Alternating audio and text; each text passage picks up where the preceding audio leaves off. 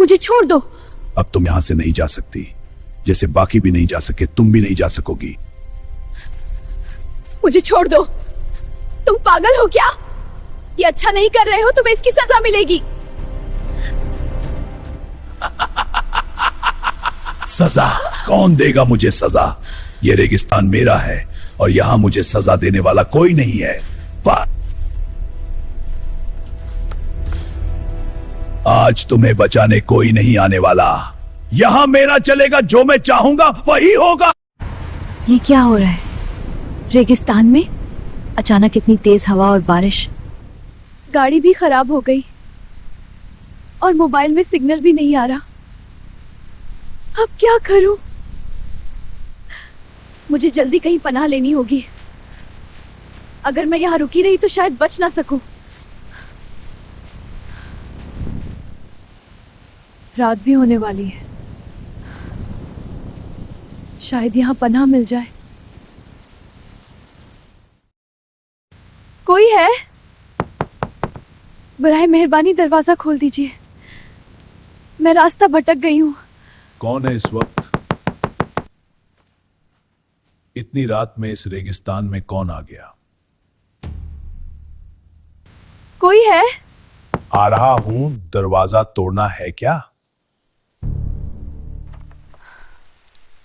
कौन हो तुम और इस रेगिस्तान में इस वक्त क्या कर रही हो? स्वामी जी, मेरा नाम आरती है। मेरी गाड़ी रास्ते में खराब हो गई है और यहाँ मोबाइल का सिग्नल भी नहीं आ रहा। क्या आप मुझे पनाह दे सकते हैं? ये तेज बारिश और हवा, बहुत सर्दी है बेटी। ये आश्रम तुम्हें आज की रात पनाह दे सकता है। हाँ, अंदर आ जाओ।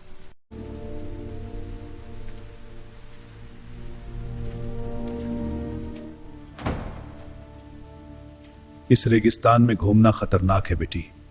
ये जगह सुनसान है। क्या तुम वाकई अकेली हो? जी स्वामी जी, मेरे दोस्त आगे निकल गए थे। मेरी गाड़ी खराब हो गई और मैं रास्ते पर बारिश में फंस गई।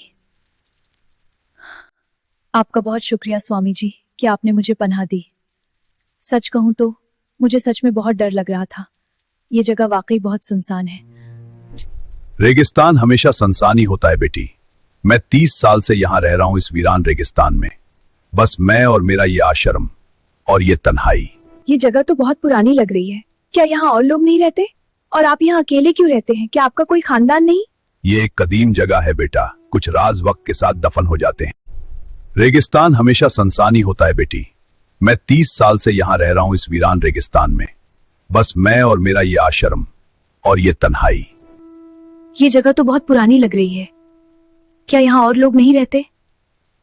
और आप यहाँ अकेले क्यों रहते हैं? क्या आपका कोई खानदान नहीं थे?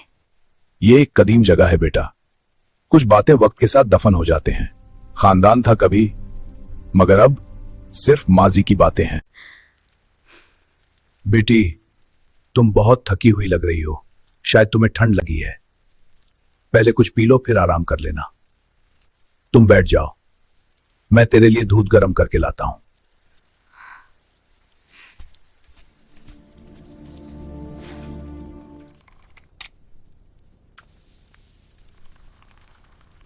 ये लो बेटी, दूध पी लो, इससे तुम्हारा जिस्म गर्म हो जाएगा और तुम्हें आराम आ जाएगा।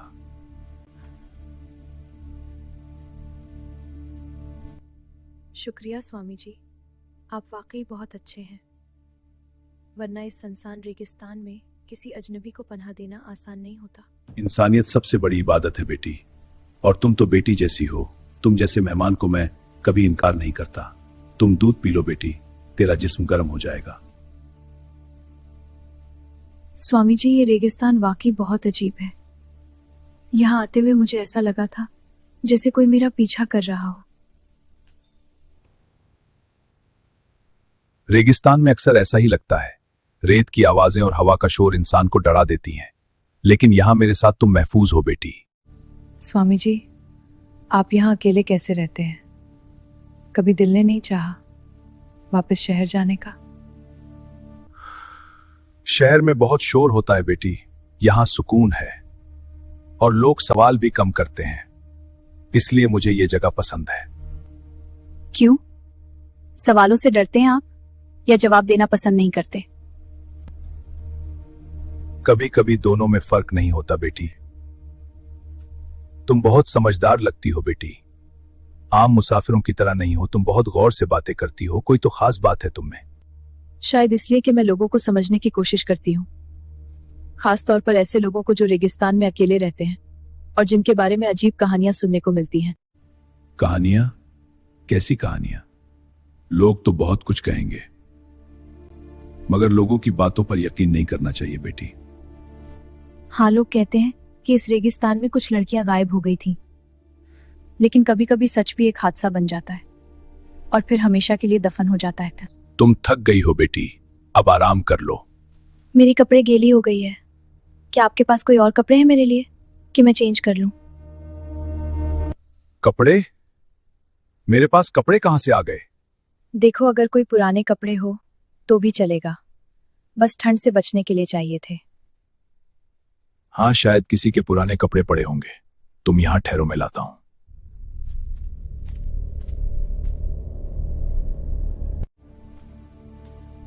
ये किसी ने यहां छोड़ दिए थे, शायद ये तुम पर अच्छा भी लगेगा।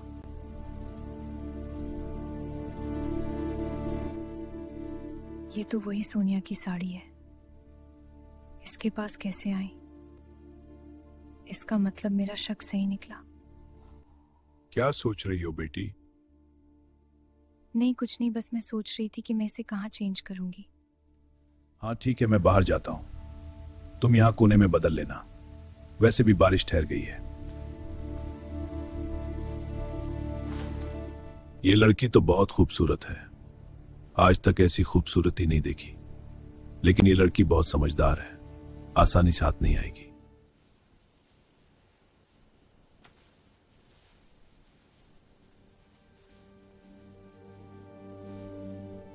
बेटी, हो गया कि नहीं? मैं अंदर आ सकता हूं क्या? हाँ हाँ, बस हो गया, अब आ जाओ अंदर। वाह बेटी, तुम इस लिबास में बहुत खूबसूरत लग रही हो। ऐसी खूबसूरती इस सुनसान रेगिस्तान में कम ही देखने को मिलती है। तुम जैसी खूबसूरती मैंने पहले कभी नहीं देखी। स्वामी जी, आप अजीब बातें करने लगे हैं। मैं तो बस एक मुसाफिर हूँ, सुबह होते ही मेरे दोस्त मुझे ढूंढते आ जाएंगे और मैं चली जाऊंगी। कभी कभी मुसाफिर भी किस्मत बदल देते हैं और कभी किस्मत मुसाफिरों को बदल देती है। सुबह होने तक तो अभी काफी वक्त है। स्वामी जी, क्या यहाँ आसपास कोई और जगह है, कोई ऐसी पुरानी जगह जिसे देखने के लिए लोग दूर दूर से आते हों, ताकि मैं इसे अपनी डॉक्यूमेंट्री में शामिल कर सकूं? यहां से थोड़ा आगे एक पुरानी गुफा है, बहुत पुरानी और खामोश जगह है। वहां अक्सर लोग जाते हैं। क्या गुफा? वहां लोग क्यों जाते हैं? कुछ लोग वहां सुकून ढूंढने जाते हैं और कुछ लोग राज छुपाने। रेगिस्तान की ये गुफाएं राज संभाल कर रखती हैं। राज? कैसे राज? अगर आपको बुरा ना लगे तो क्या हम वो गुफा देख सकते हैं? क्यों नहीं, अगर तुम देखना चाहती हो तो अभी चल सकते हैं, लेकिन इतनी भी क्या जल्दी है, और रात भी हो गई है, सुबह चले जाएंगे। चलो अभी थोड़ा आराम करते हैं, फिर सब कुछ दिखा दूंगा। आपको क्यों जल्दी है स्वामी जी? अभी तो पूरी रात बाकी है, बारिश रुकी है, मौसम भी बहुत अच्छा होगा। थोड़ी ताजा हवा लेने के बाद वापस आ जाएंगे ना? चलो फिर। गुफा ज्यादा दूर भी नहीं है, सिर्फ चंद मिनट की दूरी पर है। रात में वो जगह और भी पुरस्कार लगती है। स्वामी जी, ये जगह वाकई बहुत खामोश है। ऐसा लग रहा है जैसे पूरा रेगिस्तान हमें देख रहा हो और कुछ कहना चाहता हो। रेगिस्तान सब देखता है बेटी, और कभी कभी ऐसे राज भी देख लेता है जो इंसानों से छुपे रहते हैं। कहने की कोशिश तो करता है, मगर सुनने वाले नहीं होते। क्या वाकई इस रेगिस्तान में ऐसे राज भी छुपे हैं जिनका आज तक इंसानों को पता नहीं चला? क्या सच में अब तक इस रेगिस्तान के राज सुनने वाला कोई नहीं आया? स्वामी जी, क्या वो लाल साड़ी वाली लड़की मुझसे ज्यादा खूबसूरत थी? हाँ, वो भी बहुत खूबसूरत थी, मगर तुमसे ज्यादा नहीं थी। और अब वो कहाँ है, क्या आप बता सकते हैं? नहीं नहीं, मुझे क्या पता। ये रेगिस्तान बहुत बड़ा है, कहीं फंस गई होगी तब। तुम बहुत सवाल करती हो बेटी, तुम कोई आम लड़की नहीं हो। सच बताओ, कौन हो तुम और यहां किस लिए आई हो?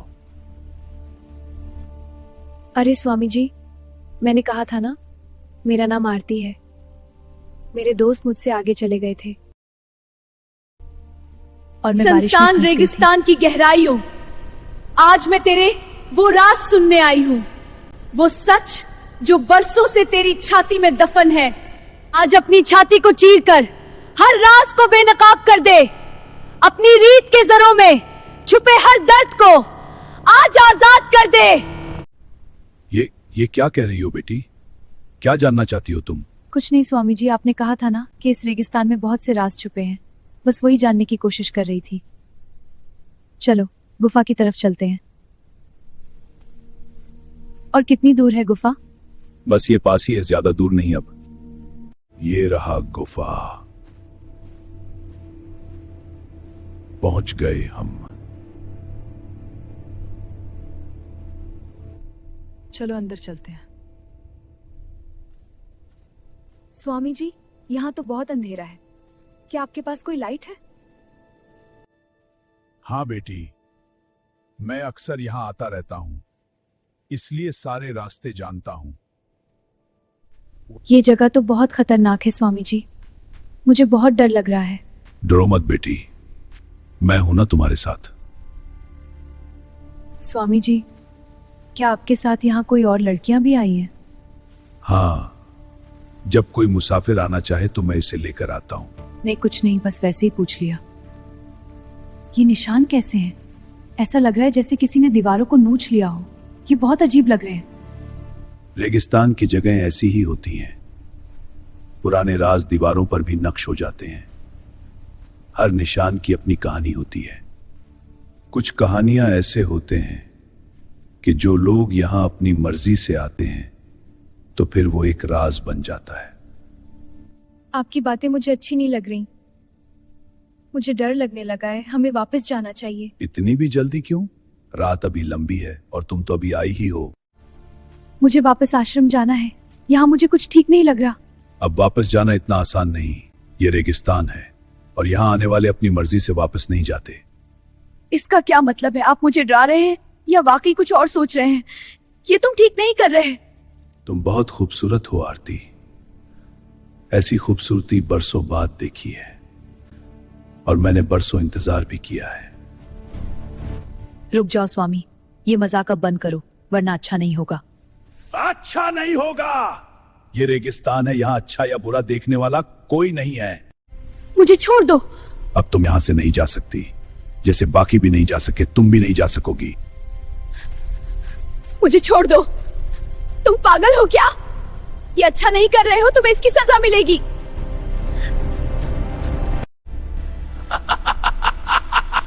सजा? कौन देगा मुझे सजा? ये रेगिस्तान मेरा है और यहां मुझे सजा देने वाला कोई नहीं है। आज तुम्हें बचाने कोई नहीं आने वाला। यहां मेरा चलेगा, जो मैं चाहूंगा वही होगा। सजा? वो तो तुम्हें मिलने ही वाली है स्वामी जी। क्या मतलब? तुम हंस क्यों रही हो? तुम्हें डर नहीं लग रहा? क्योंकि तुम्हारी हर बात रिकॉर्ड हो रही है, तुम्हारा हर एतराफ, हर जुर्म। ये क्या है? तुम कौन हो? तुम वाकई मुसाफिर नहीं हो? नहीं, मैं मुसाफिर नहीं हूँ और ना ही मेरा नाम आरती है। मैं एक पुलिस ऑफिसर हूँ, आईपीएस शिवानी शंकर। मैं यहाँ तुझे ही ढूंढने आई हूँ। क्यों? मैंने क्या किया है? तुमने मासूम लड़कियों को बर्बाद किया है। तुम्हें याद है वो लड़की जो 2 साल पहले इसी रेगिस्तान में आई थी, जिसका नाम सोनिया था? मैं किसी सोनिया को नहीं जानता। तुम झूठ बोल रही हो। वो मेरी बड़ी बहन थी।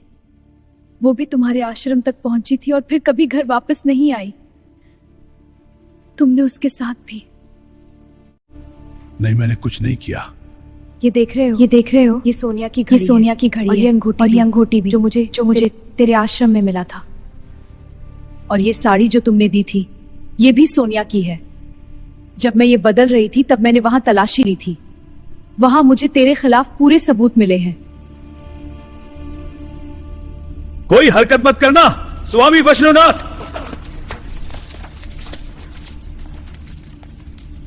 वैष्णोनाथ, तुम्हें लड़कियों के अगवा और उनकी जिंदगियां बर्बाद करने के जुर्म में गिरफ्तार किया जाता है। नहीं, ये सब चाल था।